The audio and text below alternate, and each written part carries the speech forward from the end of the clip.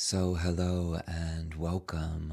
Today, the theme is going to be what's called renunciation, or maybe another word for it is minimalism, just summed up with the simple phrase less is more, whether that comes to material things or schedule.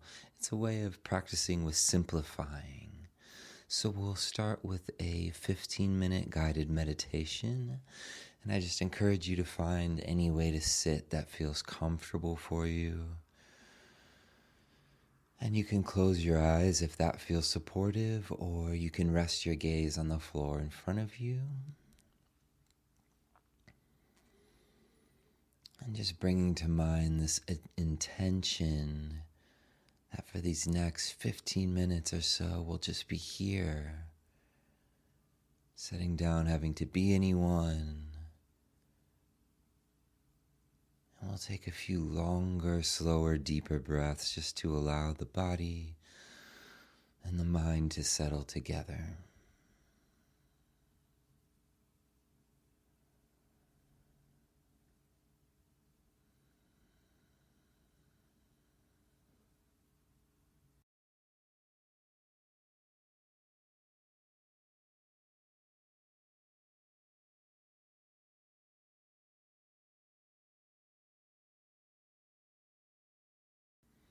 And then allowing the breath to return to normal. And just allowing the body to be breathed.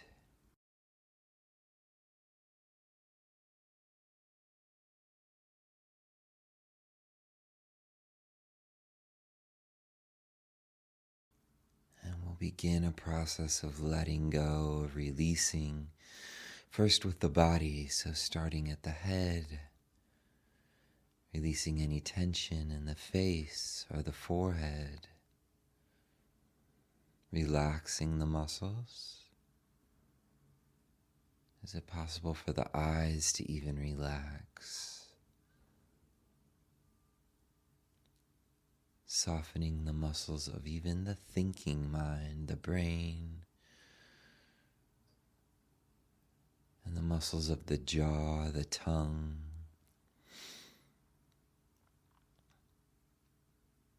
And allowing the shoulders to fall back naturally around the upright spine. Feeling down through the weight of the arms or the hands. Seeing what it's possible to have this invitation to just release what's not needed.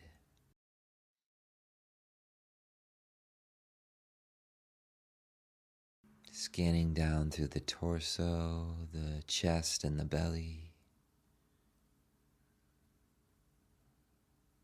What can be let go of, particularly in the lower belly or the abdomen. Sometimes there can be a holding or a protection. Just inviting this body to feel safe in this moment and to feel relaxed.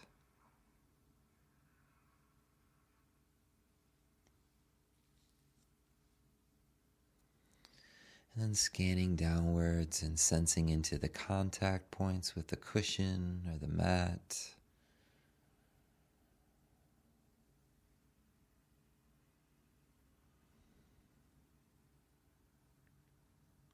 And softening down through the legs, so breathing into the thighs and releasing on the out breath. Breathing into the lower half of the legs and the feet. And just releasing with each out breath.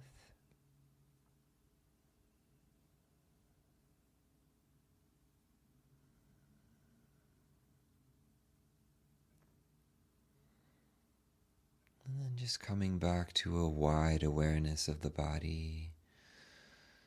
Is it possible to be aware of this body from the feet to the top of the head? And just finding the breath wherever you notice it.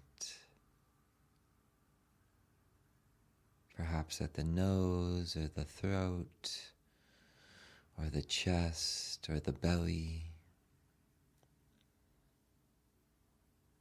Or maybe it's just this wide sense of the body breathing. And recognizing that awareness is already there. It's already happening. And so within this broad awareness, just resting the attention on the rhythm of the breath.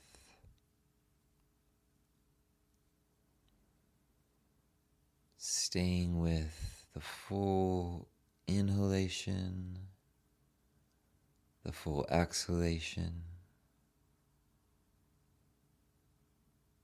not pushing or forcing, but with this relaxed, non-judgmental attention, which we call mindfulness.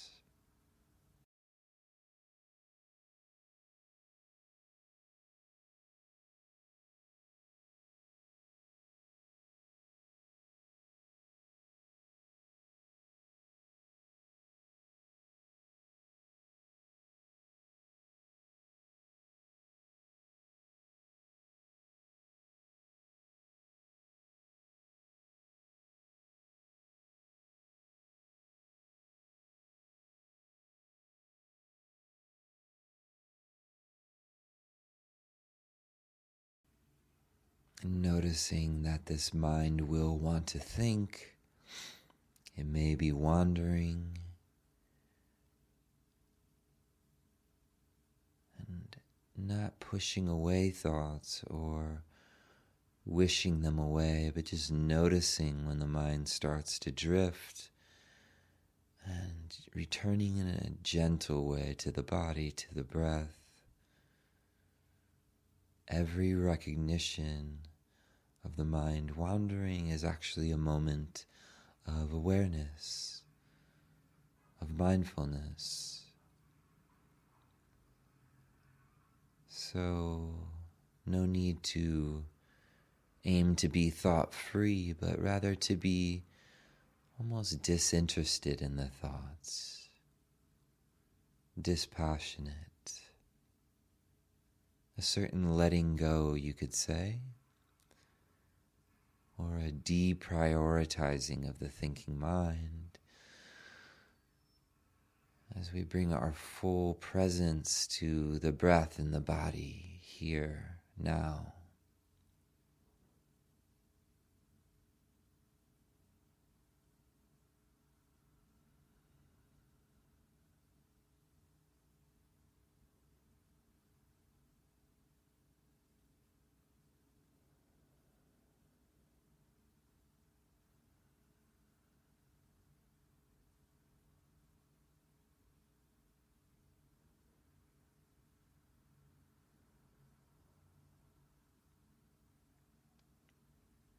Allowing this mind to become clear, to be unburdened in this moment.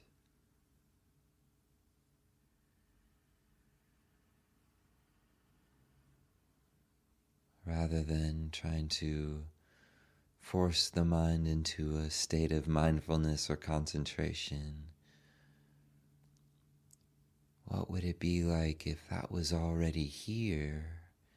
This awareness is already present, and we're simply opening and settling into that awareness, uncovering that presence of mind.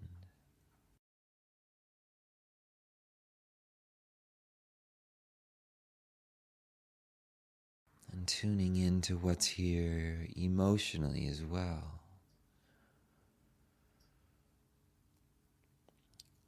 Sensing into the chest and the belly, where so much of life's emotions are felt.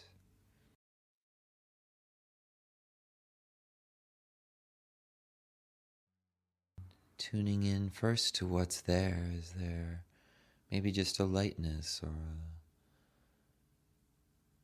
a sense of happiness or peace.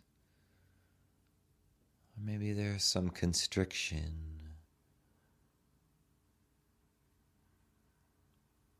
or something unpleasant in the body. This practice of mindfulness includes all.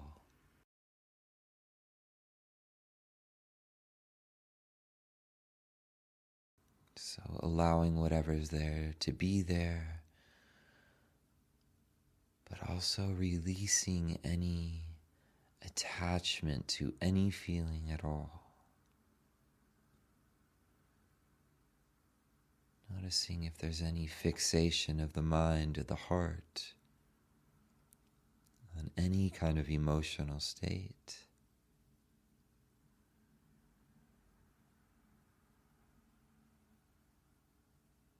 Releasing any constriction in the belly again, in the chest.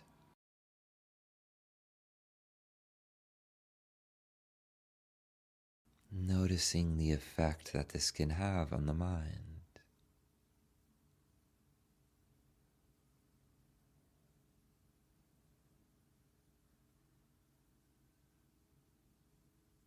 In mindfulness practice, we're uncovering a reliable form of happiness, something which is not fabricated,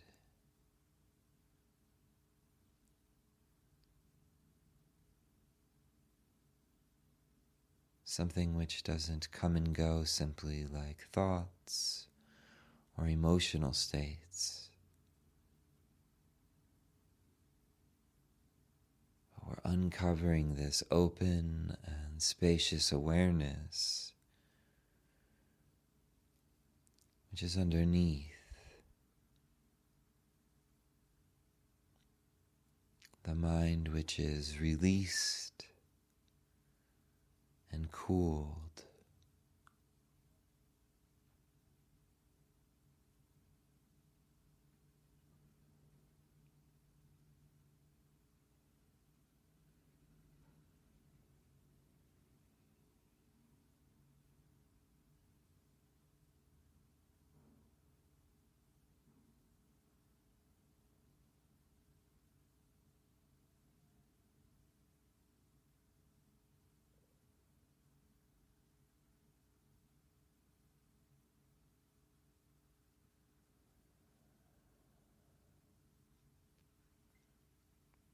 And for this last minute or two, just sensing into any benefit from this practice, any degree of collectedness of mind, or presence, or release, whatever that is for you. Really noticing the impact of the practice. And taking in a sense of gratitude, of appreciation,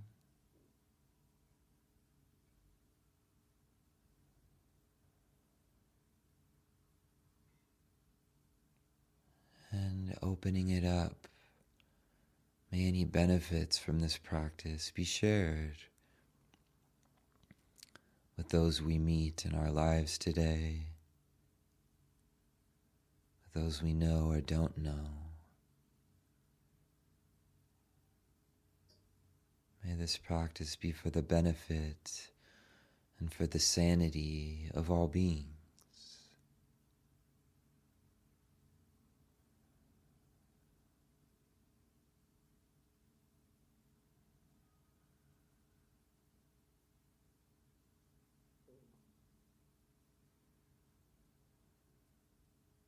And so whenever you're ready, just allowing your eyes to open if they were closed, and coming back to the space around you. So today the topic is, what's often called renunciation, or another word I like for that is minimalism, because I think it has maybe a more modern context where renunciation can sound like something far off or something that only monastics do. And it involves a letting go of attachment to things or to experiences and living a life with a greater degree of simplicity, which can create an environment for greater freedom of the mind. And I wanted to start by dispelling some misconceptions, and I found a quote by an insight meditation teacher, Gil Fronsdale. He says, because so many people have serious reservations about the idea of doing without, Buddhist teachers in America are sometimes reluctant to teach about renunciation. In giving Dharma talks, I often get the impression that it is not a popular theme. Certainly, there are good reasons to be suspicious of exhortations to let go. For example, renunciation may be confused with aversion or repression instead of an impulse of freedom. Overdone, renunciation may blind us to our real needs or healthy motivations. Or renunciation may be burdened with puritanical notions of good and bad, or purity and impurity.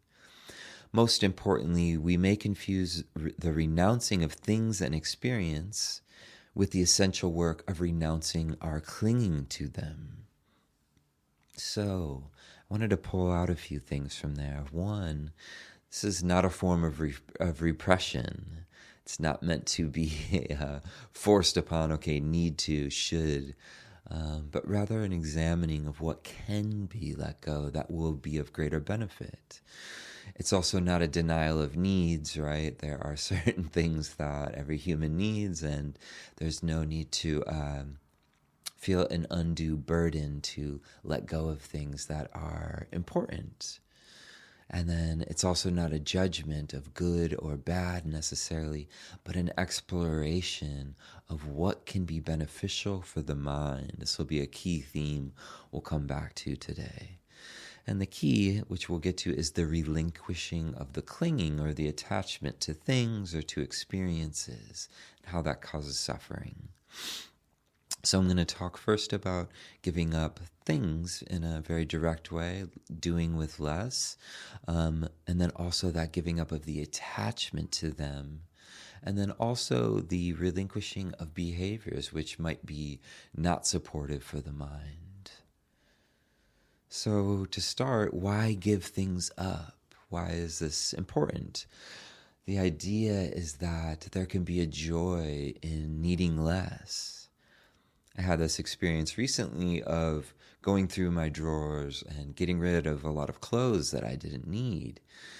And I did my laundry the next time, and I came to fold my laundry and put them in the drawers, and not having to shove them into the drawers, but having this space. There's some degree of joy that can come from simplifying needs, simplifying belongings, or coming home to a house which has been cleaned. So rather than a resentment, the encouragement here around minimalism or renunciation is to look for what brings joy and lightness. What in your life right now would feel good to let go of?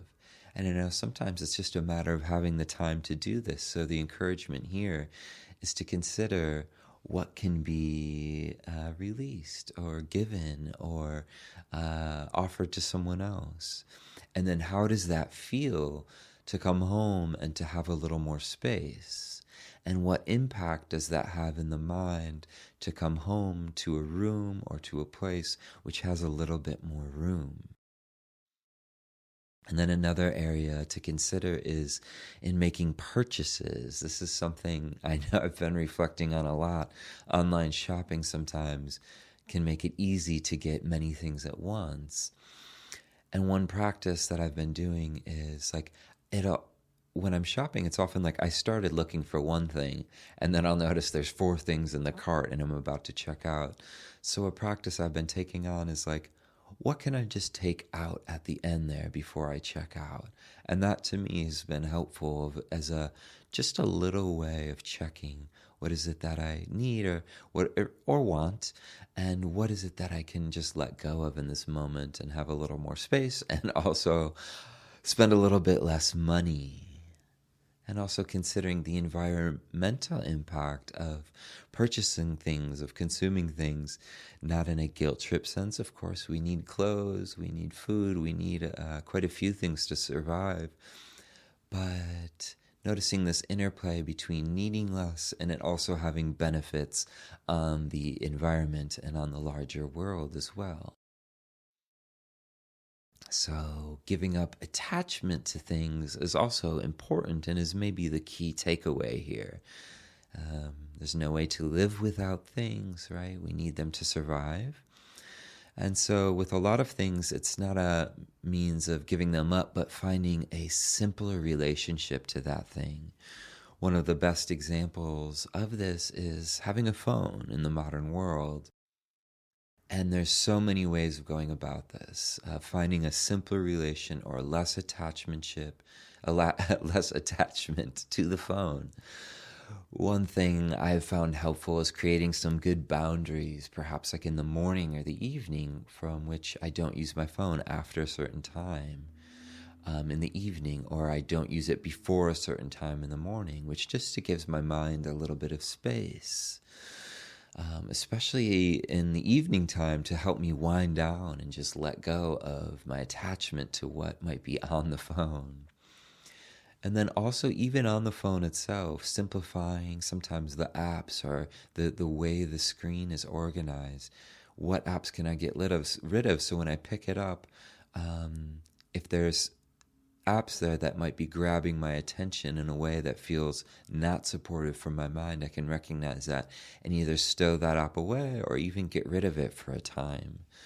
Now, this is something that a lot of people I know are experimenting with, is taking breaks from social media and things like that, and noticing what impact does that have in the mind.